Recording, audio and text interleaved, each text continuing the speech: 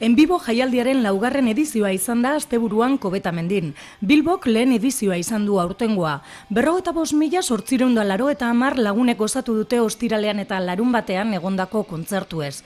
Ostiralean Winding Temptation talde holandarraren eta Berritzarrak talde nafarraren kontzertua ikustera 22.000 pertsona hurbildu ziren Kobetamendiko zelaietara. Larunbatean berriz 25.000 musikazale elkartu ziren jaialdiaren antolatzaileak jakinarazi zutenez.